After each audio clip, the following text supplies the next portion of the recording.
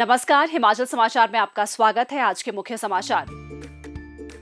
2600 से अधिक युवाओं की भर्ती से विद्युत सेवाएं सुदृढ़ करेगी प्रदेश सरकार। गरीब परिवार की बेटियों के लिए वरदान बनी मुख्यमंत्री कन्यादान योजना। सांस्कृतिक संरक्षण और मंदिरों के विकास के लिए प्रतिबद्ध प्रदेश सरकार। जीर्णोद्धार और विकासात्मक कार्यों के लिए 550 करोड़ रुपए स्वीकृत।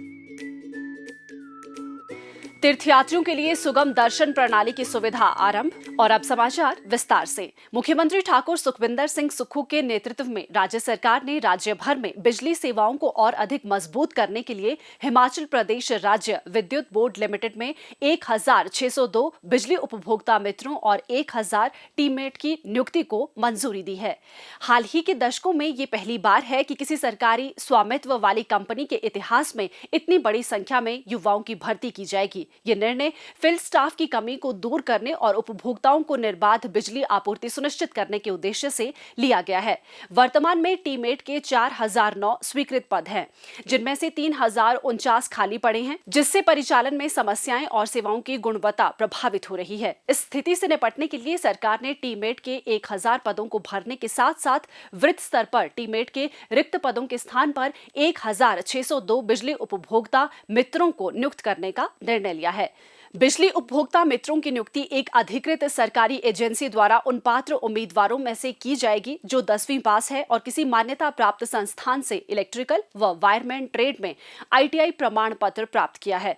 आवेदकों के लिए निर्धारित आयु सीमा 18 से 30 वर्ष है। फील्ड कर्मचारी HPSCBL की रीढ़ है, जो कुशल सेवाओं के माध्यम से निर्बाध बिजली आपूर्ति सुनिश्चित करने और आपदाओं के दौरान बिजली बहाल करने के साथ ही क्षतिग्रस्त बुनियादी विद्युत ढांचे की मरम्मत में महत्वपूर्ण भूमिका निभाते हैं। विद्युत क्षेत्र में कार्यबल को मजबूत करने से उपभोक्ताओं को लाभ होगा। ये पहल बिजली उपभोक्ताओं के लिए बेहतर सेवाएं सुनिश्चित करने के लिए सरकार की प्रतिबद्धता को दर्शाती है, साथ ही स्थानीय युवाओं के लिए रोजगार के अवसर प्रदान करती है। मुख्यमंत्री ने कहा कि वर्तमान सरकार के कार्यकाल के दौरान अब तक सरकारी क्षेत्र में 23,191 युवाओं को रोजगार प्रदान किया गया है। उन्होंने कहा कि भविष्य में राज्य सरकार द्वारा युवाओं के लिए रोजगार के साथ साथ स्वरोजगार के नए अवसर सृजित किए जाएंगे। गरीब परिवार की बेटियों का विवाह गरिमा व सम्मान के साथ संपन्न हो, ये हर सरकार की जिम्मेदारी है।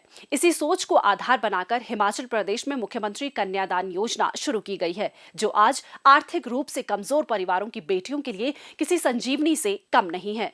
मुख्यमंत्री ठाकुर सुखविंदर सिंह सुक्खू की पहल पर लागू की गई ये योजना हजारों परिवारों को नई उम्मीद और बेटियों को सम्मानजनक भविष्य की राह दिखा रही है। प्रदेश सरकार का स्पष्ट मानना है कि किसी बेटी का विवाह परिवार पर आर्थिक बोझ नहीं बल्कि खुशियों का अवसर होना चाहिए।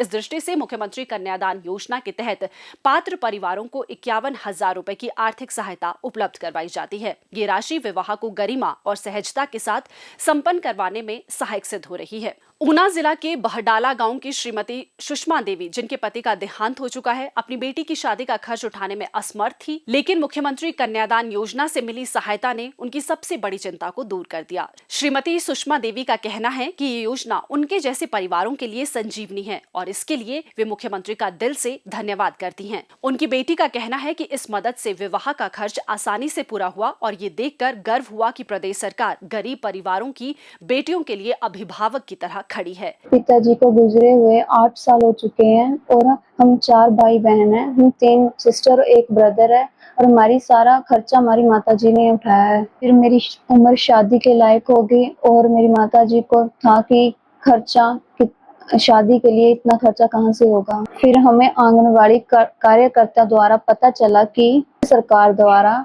मुख्यमंत्री कन्या दान योजना चलाई जा रही है, जिसके तहत जिन बच्चों के पिता नहीं होते उनको हिमाचल सरकार शादी के लिए 51,000 रुपए की मदद करती है। फिर हमने फॉर्म भरे और ऑफिस में जमा करवा दिए। उसके बाद मेरी शादी के लिए 51,000 रुपया हमारे खाते में आ गए। इसके लिए हम हिमाचल सरकार और मुख्यमंत्री श्री सुखविंदर सिंह सुक्खू जी का बहुत बहुत धन्यवाद करते हैं। पिछले 1.5 साल में ऊना जिला के 14 पात्र परिवारों को कुल 7,14,000 रुपए की आर्थिक सहायता प्रदान की जा चुकी है। विभागीय अधिकारी, आंगनबाड़ी कार्यकर्ता और पर्यवेक्षक ये सुनिश्चित करने के लिए फील्ड स्तर पर लगातार सक्रिय हैं कि कोई भी पात्र बेटी योजना के लाभ से वंचित न रहे। ये योजना उन परिवारों के लिए है जिनकी वार्षिक आय 50,000 रुपए से कम हो और जिनकी बेटियां बेसहारा, नारी सेवा सदन की पूर्व प्रवासिनियां, परित्यक्त या तलाकशुदा महिलाओं की बेटियां हों अथवा जिनके पिता दिवंगत या शारीरिक व मानसिक रूप से असमर्थ हों। पात्र परिवार विवाह की तिथि से 2 माह पूर्व से लेकर 6 माह बाद तक आवेदन कर सकते हैं। मुख्यमंत्री का दृष्टिकोण स्पष्ट है कि हिमाचल प्रदेश में कोई भी बेटी आर्थिक तंगी के कारण अपने विवाह में अपमान या कठिनाई का सामना न करे। मुख्यमंत्री कन्यादान योजना केवल आर्थिक सहायता नहीं बल्कि सरकार की उस संवेदनशील सोच का प्रतीक है जिसमें बेटियों को बोझ नहीं बल्कि परिवार और समाज की धरोहर माना गया है।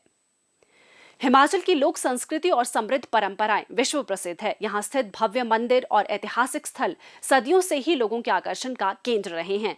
मुख्यमंत्री ठाकुर सुखविंदर सिंह सुक्खू के दूरदर्शी नेतृत्व में प्रदेश सरकार राज्य की सांस्कृतिक धरोहरों के संरक्षण की दिशा में प्रमुखता से कार्य कर रही है। इसके लिए राज्य सरकार ने अब तक 550 करोड़ रुपए से अधिक की धनराशि स्वीकृत की है। प्रदेश में लगभग 50 करोड़ रुपए की लागत से प्राचीन मंदिरों, किलों और पुरातन स्थलों का जीर्णोद्धार किया जा रहा है। प्रदेश सरकार द्वारा अधिगृहित मंदिरों में विभिन्न विकास कार्यों के लिए लगभग 37 करोड़ रुपए स्वीकृत किए गए हैं। श्रद्धालुओं की सुविधा के लिए अगस्त 2023 में माता श्री चिंतपूर्णी मंदिर में सुगम दर्शन प्रणाली शुरू की गई है। इस सुविधा के शुरू होने से मंदिर में भीड़ का प्रबंधन आसानी से हो रहा है। बुजुर्गों और विशेष रूप से सक्षम व्यक्तियों को मंदिर में सुगमता से दर्शन हो रहे हैं। ऑनलाइन लंगर बुकिंग और ऑनलाइन दर्शन जैसी डिजिटल सेवाएं भी आरंभ की गई है। प्रदेश के अन्य मंदिरों में भी ये सुविधा शीघ्र ही आरंभ की जाएगी। धार्मिक पर्यटन को बढ़ावा देने के लिए महत्वाकांक्षी योजनाएं कार्यान्वित की जा रही है। माता श्री चिंतपूर्णी मंदिर के लिए 56 करोड़ 26 लाख रुपए स्वीकृत किए गए हैं और लगभग 250 करोड़ रुपए की लागत से एक भव्य परिसर का निर्माण किया जा रहा है। माता श्री ज्वालाजी और माता श्री नैना देवी मंदिरों के लिए भी 100 करोड़ रुपए स्वीकृत किए गए हैं। मंदिरों के पुजारियों को विशेष प्रशिक्षण भी दिया जा रहा है। इस क्रम में हाल ही में माता श्री चिंतपूर्णी मंदिर के 15 और माता श्री नैना देवी मंदिर के 10 पुजारियों को बनारस हिंदू विश्वविद्यालय के माध्यम से ऑनलाइन प्रशिक्षण दिया गया है। हिमाचल की समृद्ध सांस्कृतिक धरोहरों के संरक्षण के लिए लगभग 11 करोड़ 16 लाख रुपए स्वीकृत किए गए हैं। इसके अतिरिक्त मंदिर में नियमित पूजा अर्चना और अधोसंरचना के बेहतर रखरखाव के लिए 1 करोड़ रुपए की वार्षिक सहायता दी जा रही है। छोटे मंदिरों को पूजा अर्चना के लिए दी जाने वाली राशि को वर्ष 2025-26 में दोगुना कर दिया गया है। प्रदेश सरकार ने शिमला स्थित ऐतिहासिक बेंटनी कैसल का जीर्णोद्धार कर इस ऐतिहासिक इमारत को एक नया स्वरूप प्रदान किया है। सितंबर 2023 में यहां लाइट एंड साउंड शो शुरू किया गया। इसके अतिरिक्त यहां जल्द ही एक डिजिटल संग्रहालय भी स्थापित किया जाएगा। इस परियोजना के लिए लगभग 25 करोड़ रुपए स्वीकृत किए गए हैं। परिसर में स्थानीय शिल्प और व्यंजनों को बढ़ावा देने के लिए पहाड़ी आंगन स्टॉल भी स्थापित किए गए हैं, जो दिल्ली हाट की तर्ज पर आकर्षण का केंद्र बन रहा है। जिला मुख्यालयों में छोटे छोटे सभागार बनाए जा रहे हैं। प्रदेश के 5 जिलों में ये सभागार तैयार हो चुके हैं। राष्ट्रीय और राज्य स्तरीय मेलों के लिए वर्ष 2023-24 में 66,50,000 रुपए और 2024-25 में 1 करोड़ 10 लाख रुपए की सहायता दी गई है। गैर सरकारी संस्थानों को सांस्कृतिक गतिविधियों के लिए वर्ष 2023-24 में 70,40,000 रुपए और वर्ष 2024-25 में 58,35,000 रुपए दिए गए हैं।